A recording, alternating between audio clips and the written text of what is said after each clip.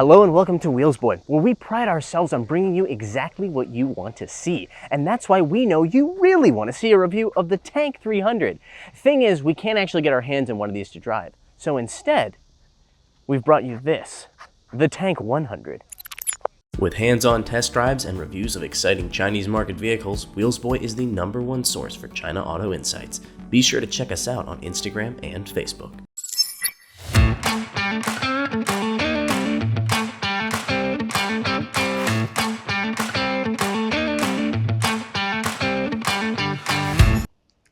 This thing is a product of the demented and wonderful minds over at Yichuo, which is a media here in China. They looked at the Tank 300, a product from Away. Well, originally it's Way, now Tank is their own brand, a sub-brand of Great Wall Motor, and they said, why don't they make a two-door? We should make a two-door. And so they did. You'll notice that this isn't branded with a Tank badge. This badge is actually one that they designed themselves because obviously when Tank found out that they'd made a little mini two-door tank, they weren't very happy about it. They didn't really want them to use their badge, which is understandable. You'll also notice the term conscience written here on the front. That one I haven't really gotten an answer as to why, but I guess maybe because they thought it looked nice. As you can see, this thing has the front end design of a Tank 300, but it's not actually a Tank 300. As you could see at the beginning of the video, it's much smaller. That's because behind this Tank style front end and rear end, as we'll see in a moment, is a Suzuki Jimny.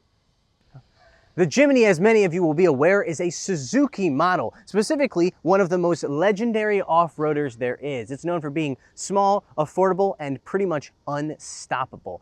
This car, the Jimny they bought, was around $60,000 here in China. They had to import one from abroad. Then they spent another $60,000 turning it into this. So what you're looking at is a $120,000 car. Now, where did that money go?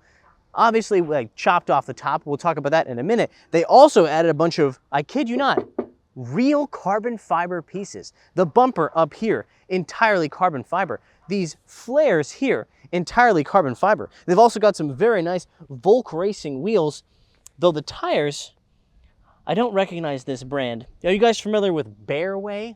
I'm not. Let me know in the comments if you are. This thing from the side is obviously a Jimny, but sans roof. They've completely cut it off.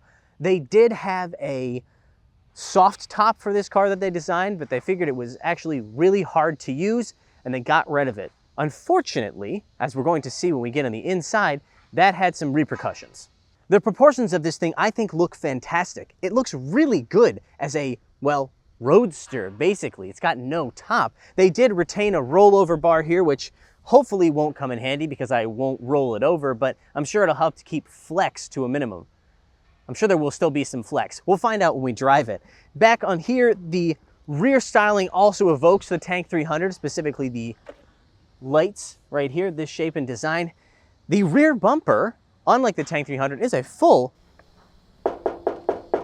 metal piece.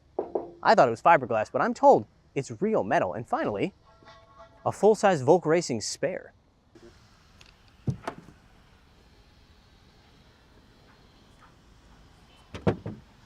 Let's take a look at the interior of this thing, which unsurprisingly has a lot in common with the Suzuki Jimny. As you can see, they have put in some aftermarket seats, which are actually pretty soft and pretty supportive. I like them a lot. They've even modified the second row as well.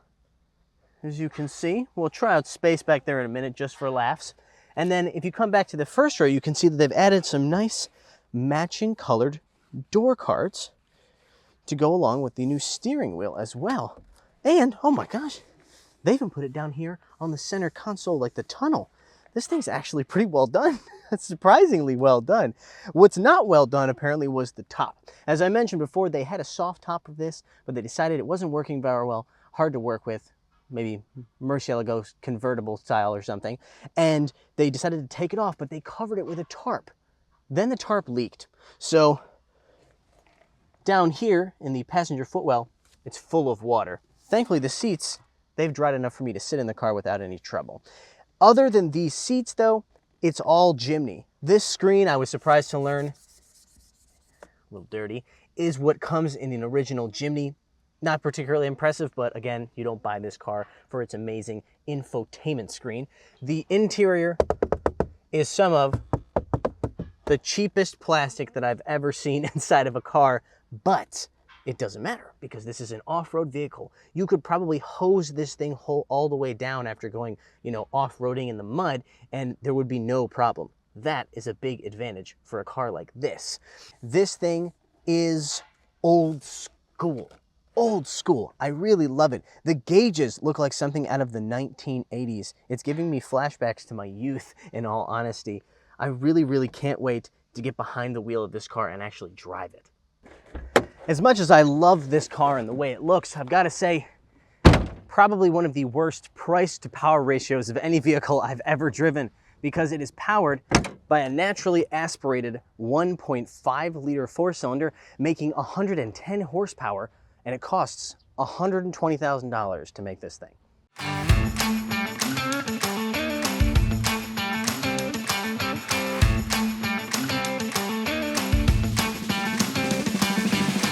All right, we're off to the races in a Tank 100. This is, again, a Suzuki Jimny underneath, so I don't expect it to have a particularly amazing driving experience. However, I am very excited to drive it because I've always wanted to drive a Jimny. These things are absolutely adorable, and they're like really good off-road. It's a shame we won't actually be able to drive this thing off-road, but this is an experience I've been hoping to have for a long time. To have it with no roof, beautiful weather, my God, this is a dream. So, I was expecting a whole lot of flex in the chassis. Anyways, I was thinking that this car would have a ton of chassis flex because they removed the roof. However, it's not as bad as I expected. Going over speed bumps and stuff like that, the whole car doesn't shake, the dashboard doesn't move. Again, that dashboard, that's the cheapest plastic I've ever seen, but it makes sense. This is an incredibly cheap little off-road SUV. It needs to be hard and easy to clean and stuff like that, so I like it. I'm actually totally fine with it. It fits within the character of the vehicle. It's obviously really slow and really loud, but it's fine. It's not bad. Wind noise at 60 kilometers per hour. Pretty big, actually. Obviously, you don't have anything really behind you to block the wind from coming back around, but tire roar is really loud. God, I love this thing. This is such a fun little car, made even more fun by taking the roof off. I don't know why this generation of Jimny doesn't have a convertible version like this or a soft top version. It really should, and this is proof of why. Yeah, this is definitely, of the cars that I've driven here from Icho, this is definitely my favorite, mostly because it's the only actual kind of real car. It's a car you could drive on the road, a car that you could use every day, because it's essentially just it's just a convertible top on a Jimny, but it's a great idea. I really love this thing. This is so much fun.